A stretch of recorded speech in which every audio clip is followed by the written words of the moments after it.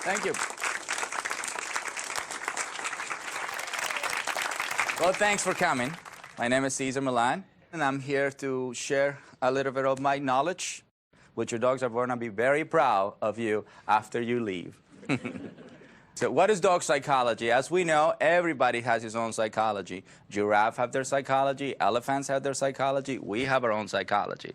A lot of times we think dogs have human psychology, and this is where we make our mistake, because we humanize them. If we understand their psychology, even if we don't like dogs, we can control them by understanding their psychology, because we're going to know how to relate to them. And dogs are very simple. Animals are very simple. We make it complicated for them by not understanding who they are and what they need and their language and how they create the behavior. They don't live in the future and they don't live in the past. We are the only species that lives in the past or the future. Yeah, this is why they develop issues, because or we live in the future or we live in the past. We're not living in the moment. Dogs and any other species live in the moment. You see? And some humans, when they have a dramatic thing in their life, they're going to now live in the moment. So meaning those humans who almost die. From that point on, the water is beautiful, the food is beautiful, you know, the wife is beautiful, everything is beautiful. He's living in the moment. You see it? So one thing that I have learned from dogs is to live in the moment. So if somebody brings me a dog that just attacked a human, I don't see him as that. I see him as a dog who needs some type of help. But I don't see him as what he did yesterday, because he didn't premeditate that. This doesn't mean dogs are less than human or more than human. What I want to bring today is awareness. They're just different species. And if we don't fulfill them as a species, they're not going to be happy. They're not going to have a balanced, centered life. Here's what I want you to learn about dogs. Dogs as animals, dogs as a species, dogs as breed, dogs as personality, and my fulfillment formula. First, let's look at dogs as animals.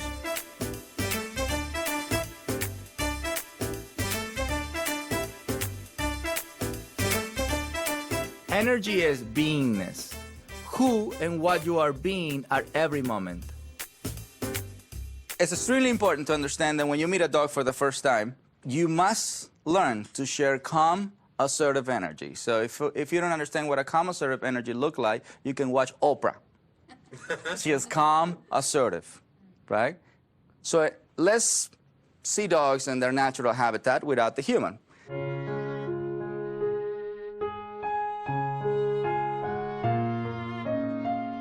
So it's the mom, then the puppies. Now, those puppies have to find a place within the pack. So that becomes their status, but they don't have a name like we do.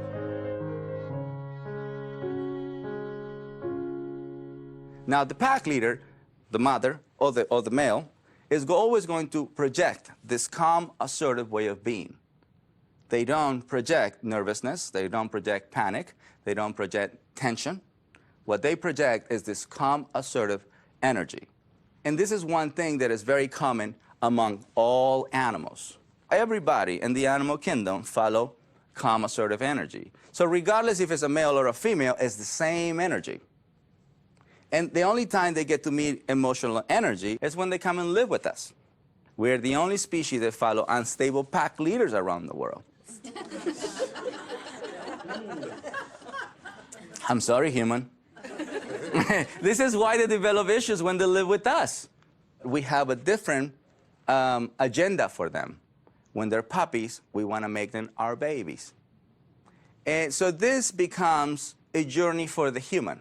And the human is beginning to fulfill himself from day one. And forgetting about What is important to them. This is the beginning of us giving control to them. Even if a 2-month-old, a 3-month-old, they know who you are as energy. Who you are is energy and activities. They don't know you as your name. They don't know you as your race. They don't know you what you have achieved in life. So if you're president of the United States, they don't know. What they know is the energy you share on a daily basis and the activities you do with them. Because they don't follow emotional leader. They don't follow lovable leader. They follow calm, assertive leader. See, the mother is calm, assertive when she's giving birth. See, so that's the first energy they experience. So you have to share calm, assertive energy before you share love. Love is a gift. We're going to be the only pack leader that loves them. Their pack leader will now create birthday parties for them. See, we're the only pack leader that show that kind of love. Their pack leader will not reward behavior. He will not turn around and say, guys, thanks for following me 10 miles. Or the mother will not say, you know, kids, you behaved so well today, let's go to Chuck E. Cheese. Dogs that live in America, they have shelter, food, and love. And those are the guys that become unstable because they're not working for food and water. Simple as that. So a dog needs to be told what to do every single day. Leadership is forever. Love is forever. But a lot of times we get a little lazy and we just do love, no leadership. Once you share that energy and then the mind goes into a calm submissive state, then you share affection. Then you share your love. Then you share your excitement. Make sure you provide or you create calm submission first. So we need to understand the energy is something that we have to consider before we adopt a dog, before we take a dog to us, because this is who are we going to deal with. We're going to be dealing with energy, then behaviors. So if you can overpower with your energy alone, and then they develop unwanted behavior. See it? Pack leader is energy. Pack leader is no sex. It doesn't matter if it's a male or a female. If the female is strong, she rules. Whoever owns 2 to 3 dogs, sometimes they own a very tough female, right? So it's not the sex, or it's not the male-female gender, as she is a dominant one. And she is going to tell everybody. It can be 2 males following her. She doesn't see herself, I'm a female, so you are supposed to follow you. No, I'm the dominant one, you guys follow me. So understanding calm assertive energy and projecting calm assertive energy is going to be the key of having a connection with our dogs, regardless of the breed. Now, let's focus on dogs as a species. I love to remind everybody about animal, dog, animal, dog. If you master this, you're going to have the connection that you're always dreamed to have, or you knew you're supposed to have that kind of connection, but because we come in this way, we're not going to connect the way they connect with each other. So we're going against Mother Nature. One of the things I learned growing up on a farm is never to work against Mother Nature. In our relationship, we have to understand that we have to fulfill each other's need. Me as man and you as woman. In this case, we're same species, different psychology. Different psychology, the same species, different psychology. In a dog world, male or female is the same psychology. They both follow dominant type. In the human world, female is emotional first. In the male world, we're more psychological about things. And this is the battle that we always have. This is why we have to read some books about women's psychology and men's psychology. See it? Otherwise, we're not going to be able to communicate and have a balanced relationship.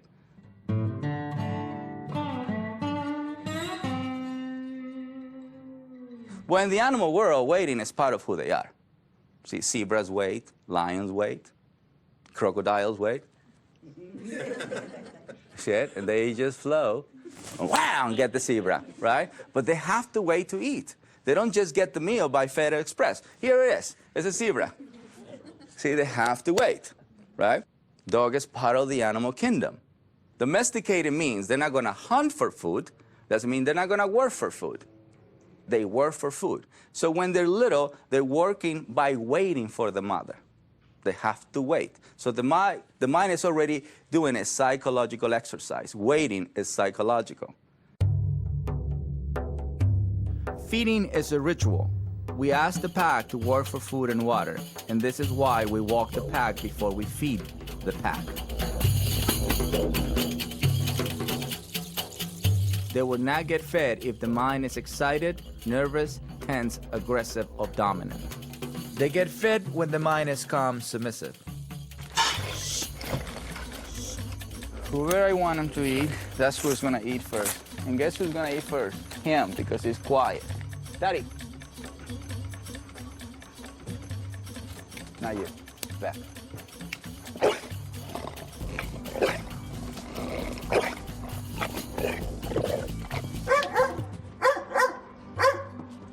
That's how they get fed.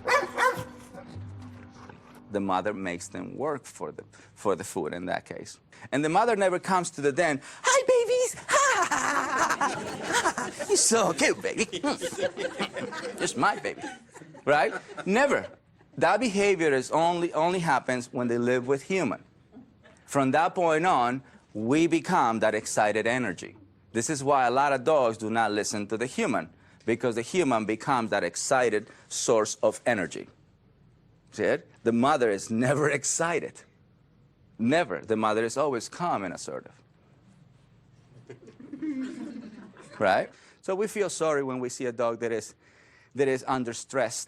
Other dogs are beating him up. See, the dogs don't feel bad about it. They finish, and then they lick him. You see it? And then they go back and play and do whatever they have. But they don't take it personal. See, we take it personal.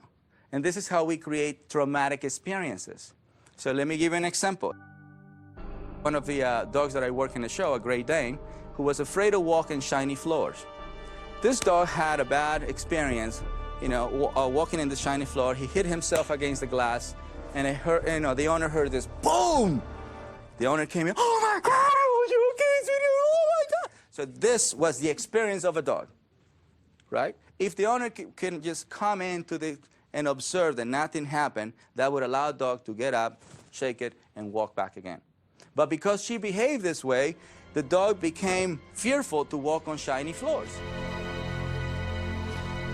If the dog had that accident without the human being there, that dog would never had a problem walking in that shiny floor. You see it? Because the human created that traumatic experience. A dog would have come and smelled him, and then the dog would get up, shake himself, and then they will walk together to this side, or maybe they walk to this side. But they will never share this panic, or this feeling sorry about the dog.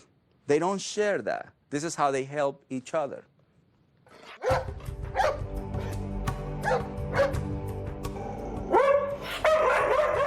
When people see a dog under stress, and they see a dog as a human being, the first thing they're gonna do is to try to share affection, or sharing love, or sharing food, or feel compassion about what they're going through. But in the animal world, they don't nurture weakness. And if we do, and then we're nurturing the wrong state of mind. We will nurture instability. Let's talk about nose, eyes, ears. They're born with the nose open. About 15 days after they're born, they open the eyes. About 21 days after they're born, they open the ears. This is what I call nose, eyes, ears. So the mother is scent before sight, before sound. Their nose is the most powerful thing for them to relate, to connect. Their nose is like our eyes. If we don't see it, we don't believe it. So you can hear about a guy who can walk a pack of dogs, but you're not gonna believe it. You gotta see the guy, and then you believe it, right? So a dog would not believe anything until he smells it. So he will not know anything about me until he smells me. So what is best for their balance is nose, eyes, ears, meaning you're not gonna touch, talk, or give eye contact. It's best for, that kind of behavior is not gonna help the dog to see you and understand you in a better way. Now, let's talk about rules, boundaries, and limitations. Creating rules, boundaries, limitations, I believe that this is the hardest thing for a lot of people to create right away. So what do you mean? I'm going to give rules, boundaries, limitations to a 2-month-old? Yes, the mother do. See it? The mother creates rules, boundaries, limitations from the moment they're born. We believe that we have to wait a year for the dog to have rules, boundaries, limitations. Well, in the meantime, he gives you rules, boundaries, limitations.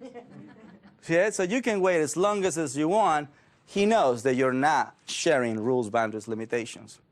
So eventually, that's what we're going to call rehabilitation, because you have to rehabilitate the position you lost long time ago.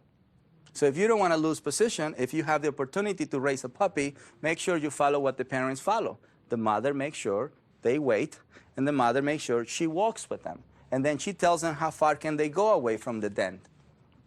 Those are rules, those are boundaries, those are limitations. And then the mother would allow them to experience activities with each other, and when she disagrees, she comes and bites or carries them from the neck. This is how their parents right away share rules, boundaries, limitations. Without you setting rules, boundaries, limitations, they're not going to respect you. So rule, boundary, limitations gives you access to achieve respect. They need rules, boundaries, limitations. Whatever breed they are, if it's a 3-legged dog, 1-eyed dog, the dog can't hear, they still need rules, boundaries, limitations. Now, let's look at dogs as breed, how they are the same and how they're different, but they're all dogs. So a lot of times we get so caught up into the breed. Oh, all the German Shepherds are this way. No, no, no. German Shepherd is just the skill. It's just the cultural background. He's animal, he's dog. And if he's out of balance, it's because these guys are out of balance. Not because the German Shepherd, not because the name. So who they are is animal, dog, breed, name. The culture behind America love to come name, breed, human. A dog becomes a human. So we're going to use human psychology on a Chihuahua, on a German Shepherd, on a Boxer, on a Rottweiler, on a Mutt, anything. Anything, you see it? They're all going, even, you know, mixed dogs or Mutts, or well, however you want to call them, they develop the same side effects as German Shepherd. So it's not the breed. So do not focus on the breed when you're dealing with a behavior, because that's not where it's coming from. The breed is just the skills or the outfit that they're wearing. It's how they look, right? Example, Siberian Huskies. They have the capability to travel for a longer period of time, but all dogs travel. It's just the Siberian Husky, as a breed, can travel for days. That's why it's hard for a Siberian Husky to live in the city, because there's not a lot of walk. Any breed can cause trouble, but the strongest breed will create bigger damage. And this is where I find a lot of my red zone cases. It is important to recognize the power of a strong breed. This is where the pit bulls come in. This is where the cane corsos come in. This is where the mastiffs come in. This is where all those big boys who are very, very powerful, and they can lock on a dog and destroy it. But that's not something that they, you know, when they're little, they say, well, you know, when I get older, I want to be in the news. You know? You know, like human. A human would premeditate, blah, blah, blah. But they don't. This happens because they're living with a human who just loves the breed, but does not understand the animal and the dog. See it? So if you have a frustrated pit bull, it's going to intensify what they do. Simmer down. Emily, quiet. Emily is a classic example of a red zone case. And when pit bulls are frustrated, they're like gladiators. When I am in front of a red zone case, which is a dog that wants to kill you, then what I have to do is just put a leash on him, put rollerblades on me, and take that energy away from him. Red zone dogs is a combination of frustration and dominance. Frustration from the lack of exercise, dominance because he controls the human in the house. So these two combinations create this. You can't stop them. So in order for you to talk to the mind, you have to remove the energy from the body. This is why the rollerblades help me so much. Because when I put my rollerblades and I ask him to move as fast as he can,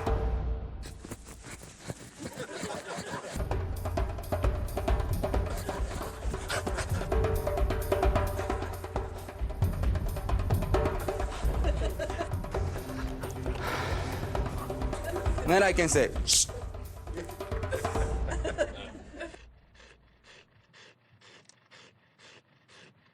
So anybody had any questions? How do I know if my dog is so out of control that I would need to seek professional advice? Well, it's best to look for professional help anytime you don't feel sure, right? So if it's something mild, a professional person should come and help you and put it together for you so you can start from the bottom to the top, right? Or at least to have an understanding how to approach the behavior. So I guess you need professional help anytime you don't feel sure about a behavior. You have to play the leadership role. And to control powerful breed, you really have to master the leadership. It's not just halfway, leadership. You have to be 100% leadership. Because being the pack leader gives you access to control instincts and genetics. See, the pack leader controls everything. He tells them when to walk, when to rest, when to eat, who to hunt, which way to go. He says everything. And he doesn't speak and ask everybody, are you guys okay with my decision? He just does. This is how they behave. This is their language. This is their communication. This is how they create pattern behavior. It is no debate. There is no, do you agree with me?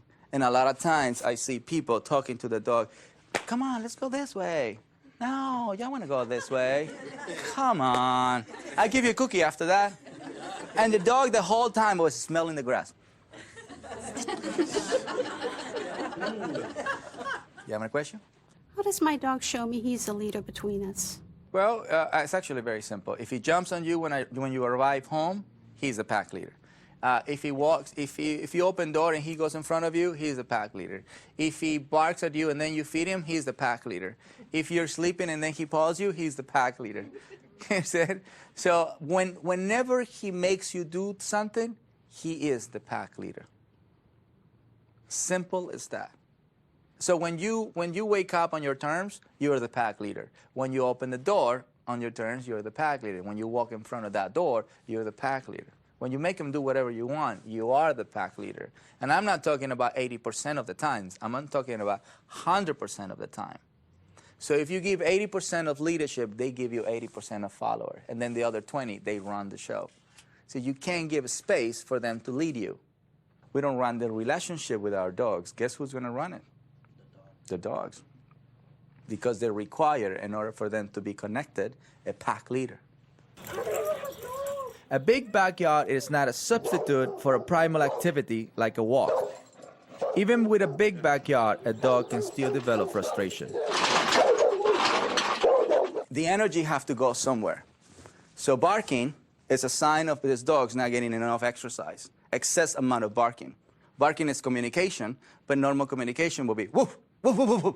That's normal. That's a bark, but that's a normal way of telling you somebody's passing by. But rah, rah, rah, rah, rah, rah, rah, rah, rah, rah, rah. See, that is a frustrated bark, right? So it becomes this way of telling you, I'm frustrated, but I'm not going to die with frustration. See, I'm going to release my frustration somehow. Barking. Then your neighbor, your dog barked the whole time. I know, something wrong with him. It's like right away they blame the dog, right? Yeah. So we don't take responsibility of what is happening to them because a lot of times we don't know, right? It's lack of information that make us blame them. Something wrong with me. I did everything. Everything. I tried everything. You're the last hope. Everybody said that to me. You're the last hope. So what have you tried, Bob? I gave him cookies. I changed the food. I bought a new pillow. We take him to the park every day. And he's not changing. You know what I mean? Okay. Let me explain your dog's psychology then. Destructive behavior is a sign of this dog's not getting enough exercise, not being able to relieve this physical energy. So if you don't remove energy away from puppy, adolescent, adult, or senior, you're just adding more energy to his being. So this energy, instead of benefit him, his state of mind, is going to create a detrimental state of mind. They're going to move very fast. You know, they're going to be wired the whole time. They're going to be... You're going to come home, open the door. You're going to have this. See it? You're going to have this excitement. Why? Because you have not drained his physical energy. You have not challenged him psychologically. He's just in the back of the house. So when we come home, we open the door. You miss me? So we see that as the dog is missing us, when it's actually a dog experience a frustrated moment. So this can be cured or rehabilitated by us providing exercise. There are 4 levels of energy: very high, high, medium, and low.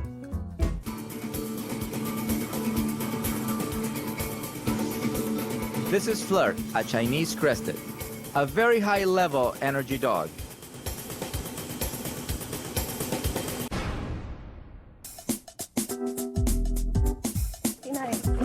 You remember Emily the pit bull? She's a high level energy dog.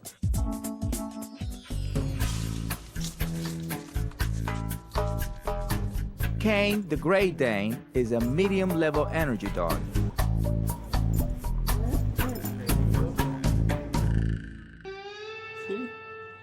This is Suki, the Shih Tzu, a low-level energy dog.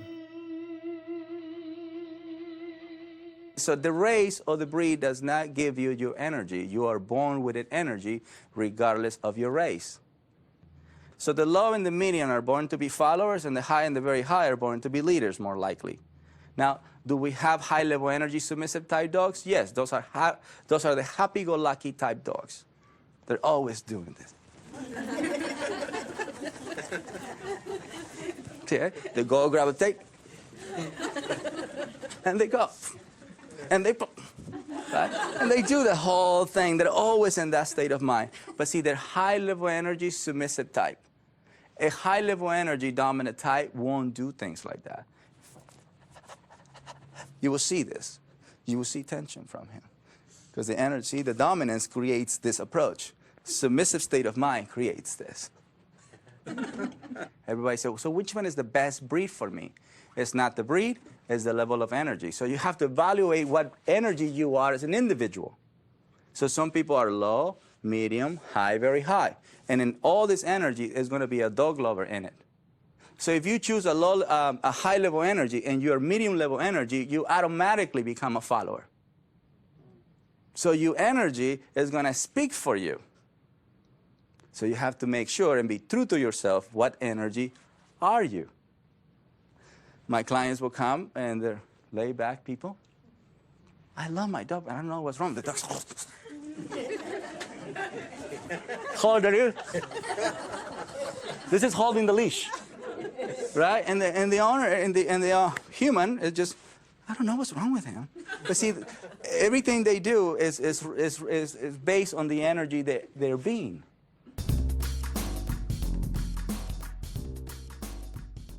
It's best for us to allow them to come to us. Do not come to the dog. Let them come to you, because that's going to allow them to do nose, eyes, and feel your energy. And if he wants something to do with you, he's going to rub himself against you. Or if he's going to nudge his head towards you, that means I'm ready to be touched by you. But a lot of people will reach to the dog when the dog is barely coming to them. And immediately it's a reaction from a dog. Or, see it? Or they flight, or they fight, or they ignore you, but they won't submit to you. And those are the 4 options: fight, flight, avoidance, submission. Dogs will fight, dogs will run away, dogs will ignore you, or dogs will submit to you. See, submission is what I'm trying to bring the awareness to achieve. So it's best for us to achieve calm submission, whatever dog we have, because that's going to allow him to meet the world. Cesar, I have a question. Yes, ma'am. When you talk about fight, flight, avoidance, and submission, what are the signs of those? But fight is a very simple, it's very easy to know when a dog is fighting. First of all, if you put a leash, they fight back. That will be a manifestation of a fight. See, I'm not doing anything, okay? She's the one who's doing it. Or a dog who wants to move forward and attack dog, he's in a fight mode. Or a dog who is not willingly submitting to their owner and is showing teeth, or is snapping back at the owner, or moving forward. See, that is a fight mode. When a dog runs away from situation, which happens a lot of times in fearful dogs, insecure dogs, nervous dogs, or panicky dogs, they rather run away from situation than move forward.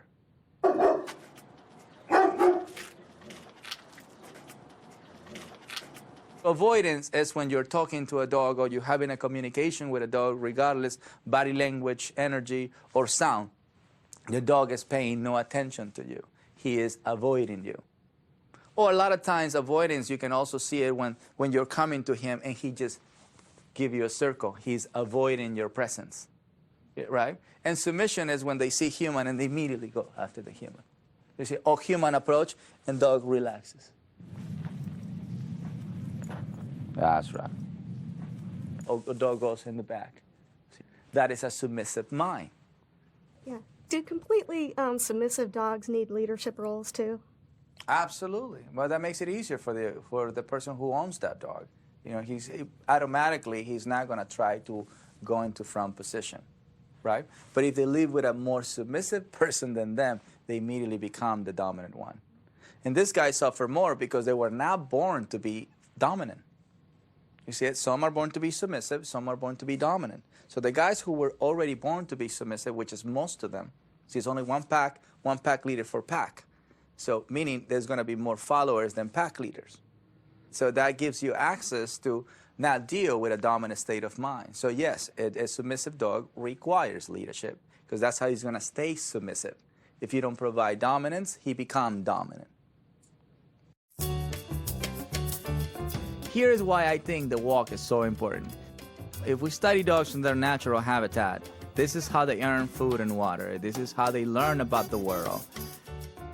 This is how they experience the world, by walking.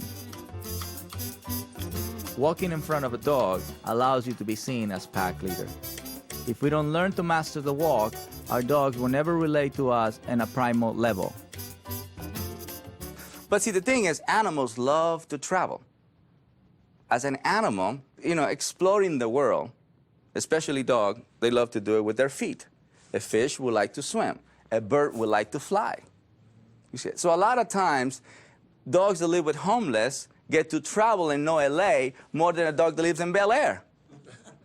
See, the dog that lives in Bel Air has a big backyard, but it's just a big kennel. Everybody loves to walk with a dog, but they can't walk with a dog they can't control. So the walk becomes an unpleasant activity. Lola, whoa, what? Lola, come back. This is a typical example of a dog who's in total control of the walk, Lola, come back. where you hear the owner calling the dog many times and the dog pays no attention to her. Lola, come.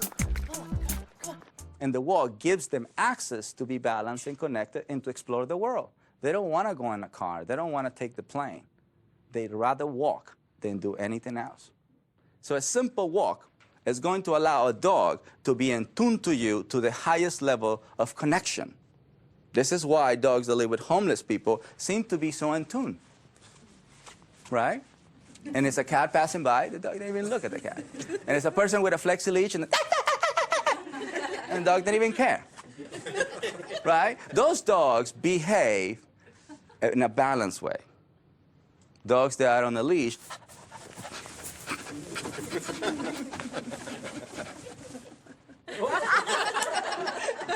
This is the dogs on the leash, everybody.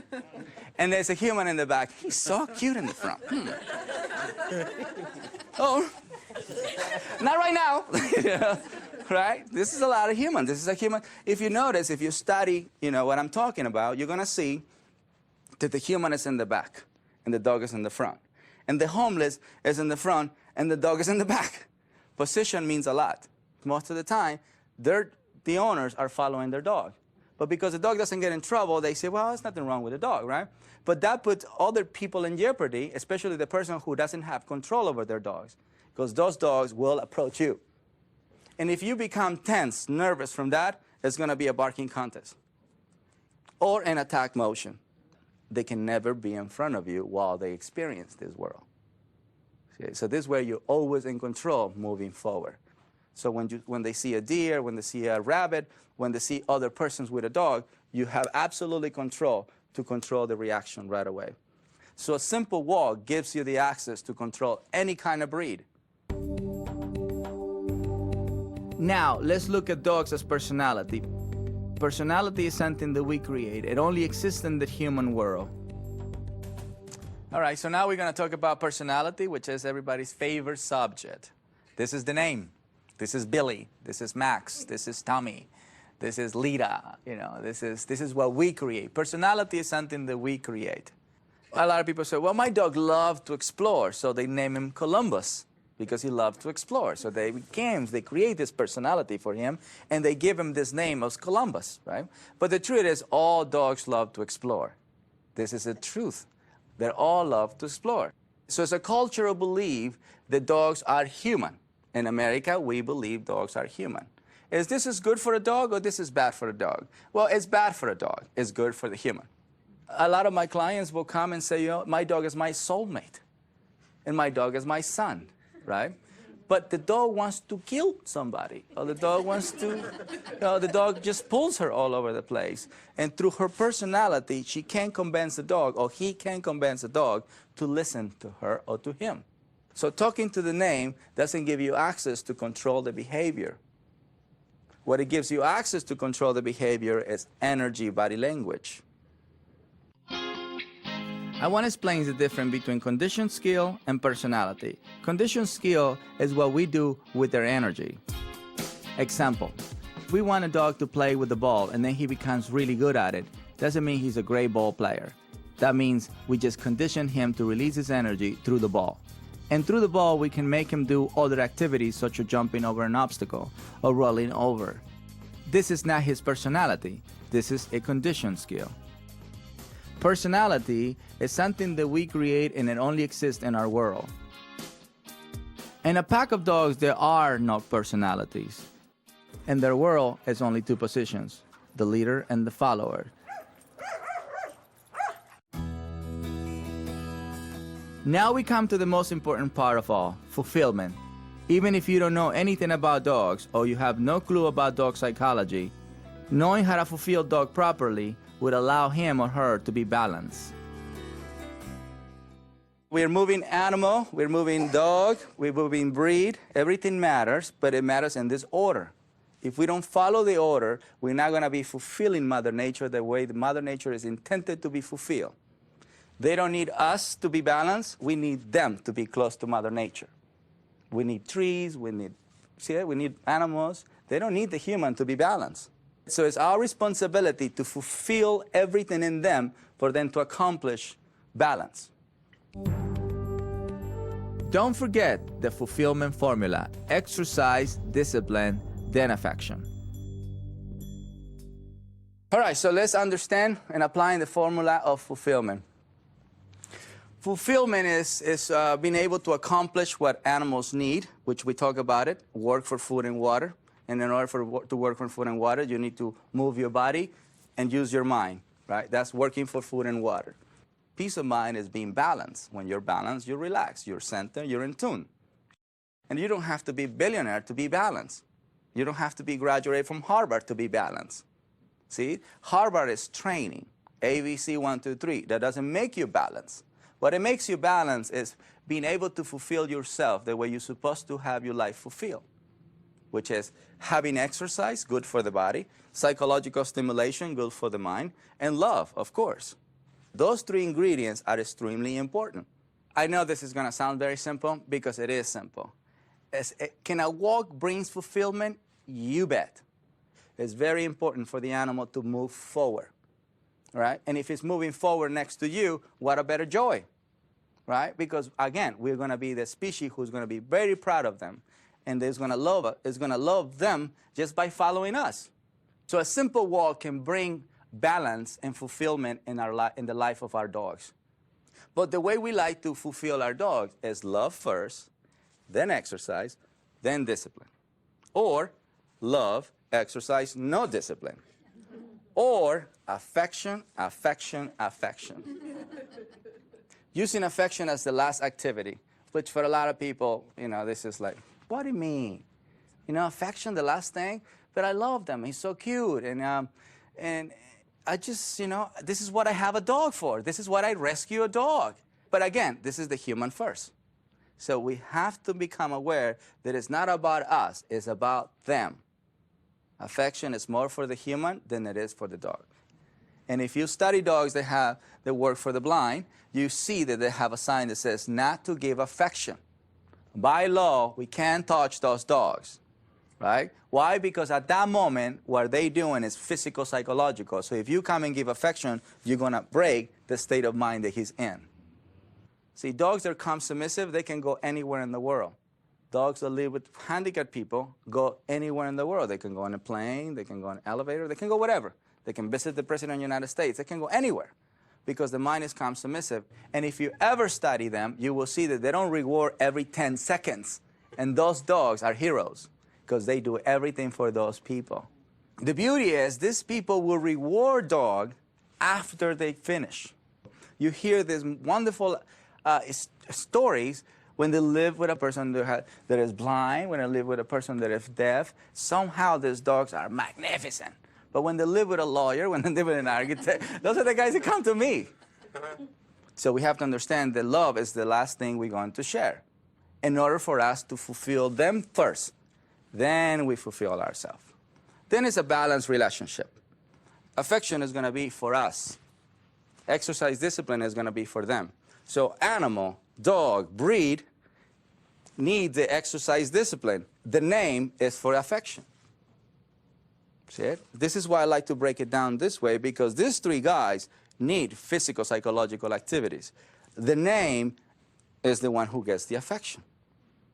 This is something that we always have to keep in mind in order for us to always fulfill. Fulfilling is every single day. It's Sunday, I'm not going to fulfill. I have to fulfill my wife every single day, right? I have to say I love you, I have to say this, I have to listen, you know, American woman understands that her needs have to be fulfilled. So I got to get with the program. So hopefully you guys get with the program with what dogs need. This is what they need, not what we need, right? Because if I just do what I need and then I'm fulfilling myself only.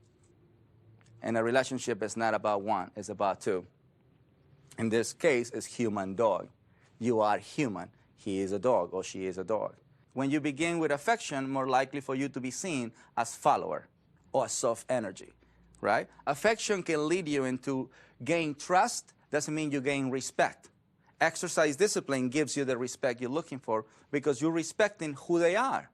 Who they are is a physical, psychological being. Then you share this love that only human shares. Pack leader will never share the love we share. We will never go to Petco and buy anything. So your animal have to control his animal. Your species have to control his species. Your race control the breed, and your name control his name. Then everything about you controls him. So once we start taking responsibility of what balance look like and how simple balance can be brought, especially human-dog, then we're going to be able to have that connection that everybody wants. Everybody wants to have that deep in-love connection. But in love doesn't mean you're in a deep connection. And deep connection means when you fulfill that species the way they want to be fulfilled, and then you shower it with the love. So a dog to me is a reminder of health. Dog to me is a reminder of balance. Dog to me is a reminder of alignment. See it? They don't need me to be balanced. They don't need me to be aligned. They don't need me whatsoever. I really need them. You know? Yeah. They don't need human to be balanced. And this is why the formula that I follow, or the equation that I follow, is exercise, discipline, affection. Not affection, exercise, discipline, or affection, exercise, no discipline, or affection, affection, affection. Exercise, discipline, affection. The body, the mind, the heart. This is what I want you to remember. Begin your day with a calm, assertive energy before you share emotions or excitement. Rules, boundaries, limitations are very important for the state of mind of dogs. A simple walk has a lot of meaning in the relationship between your dog and you. Being in front of the walk allows you to be seen as the pack leader. Remember, dogs follow a pack leader. Don't forget the fulfillment formula. Exercise, discipline, then affection. We just have to share this knowledge on a daily basis, and you will see a change. You will see transformation that day. But in order for this to stay that way, it's like a diet. You have to stick to it. You don't lose weight just by reading the Atkins diet. I mean, you have to stick to the program. The same thing with dog psychology. You stick to the program, you see change.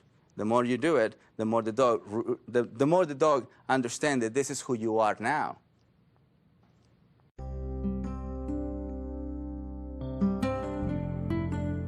My hope is to help people understand how dogs balance each other, or fulfill each other, or become in tune to each other. How dogs communicate with each other, and how dogs view the world. How they all help within the pack to accomplish balance. And I hope you can find this balance in your life and with your dog.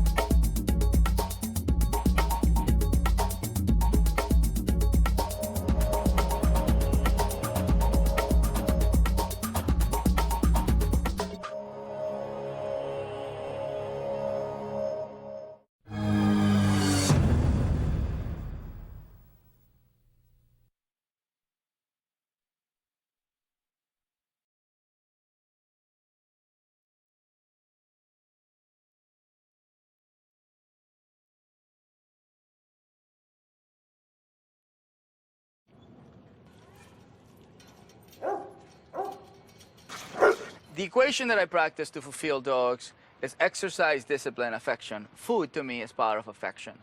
The food also we have to give to the pack when the mind is calm submissive, which means they have to be in a very patient state of mind for them to receive this food. At the same time, when I'm preparing the food, I'm happy doing it.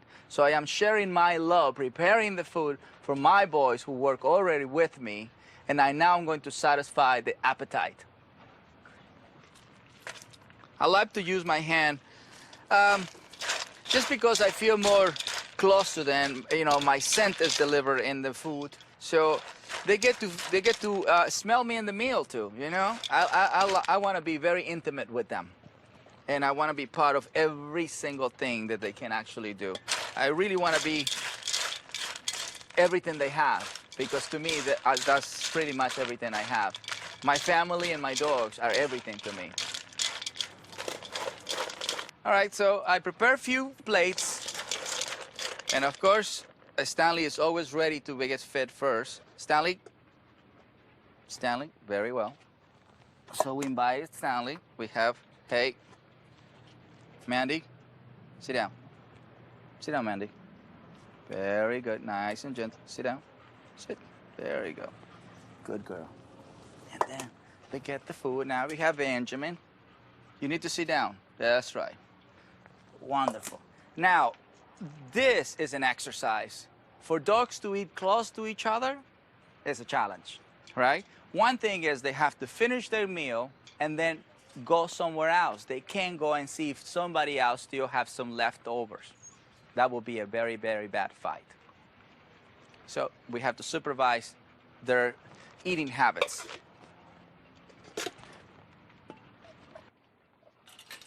When I have food in my hands, I don't create excitement, because that can create a horrendous fight. We just keep it quiet. I mean, they're going to eat, I'm going to provide the food, but they have to be quiet. They have to be calm before we put the food on the floor. So just a recommendation, if you're going to feed your dog, do not create an excited moment during feeding time. They're already excited smelling the food.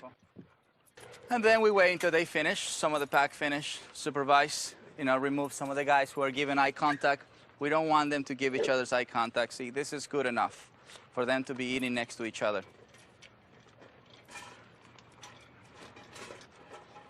Yeah, we don't waste any food here. This is a mental workout for me. I have to make sure they don't get too close to the food. Everybody wants a piece of food. Hey, move, move, move. Yeah, see, they can create this. He doesn't mind if they look at their food from 2-3 feet away. It's when they get really close to the food. This is not a game. This is actually a very serious activity. It's like feeding crocodiles. There's no difference. And this is the beauty when you walk with dogs. You know, they're hungry. They will eat anything. I mean, you put cans in here, they eat it. But we don't put cans. We just put dry food, canned food, and a lot of love in there. That's what they finish them. Look, we don't even have to watch the plates, right, guys? Just the tongue works.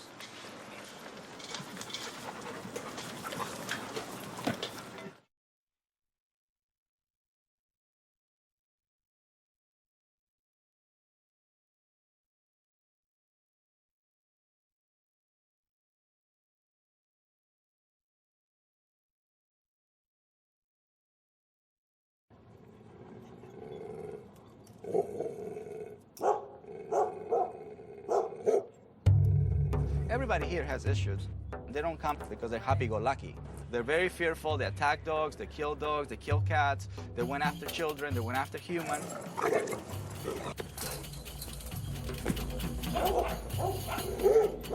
He has this pack of 25 or 30 large, aggressive dogs. You would be afraid to even come near the fence. Caesar's, you know, I hate to use the term alpha dog, but he truly is alpha dog.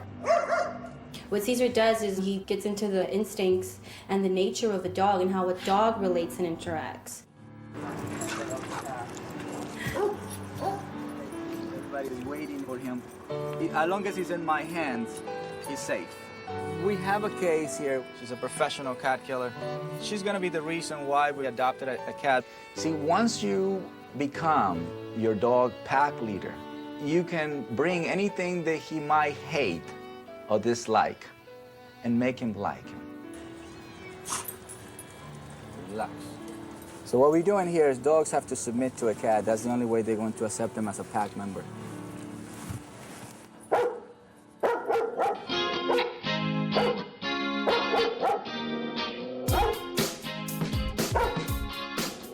I got 2 or 3 problems with him.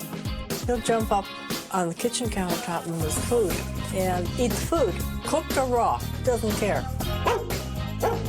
He has a tendency with people to jump either behind or on the side and nip. I sent him to dog school and he'll heal, but I have to stop this nipping and biting at people. It scares them. What position do you want to play? If you want to play just the lovable role, you are a follower. Remember, they don't follow lovable leader. They follow dominant leader. This is what I mean about calm, submissive mind. Right. And they all went through the same thing he's going to go through.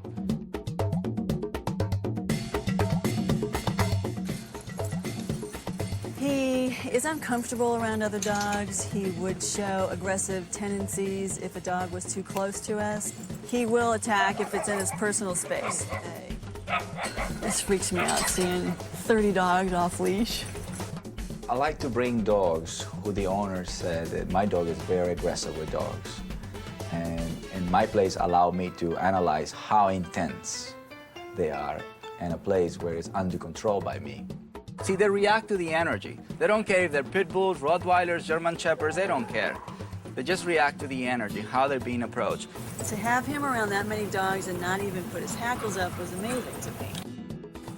It's time for the dog whisperer number 2. It's a very family-oriented business. As a matter of fact, it's a family-operated business where it's not just me and Cesar, but it's also our children that get involved and they interact with the dogs. 89 pounds, pit bull, playing with my 4-year-old son. Calvin, he is not, strong.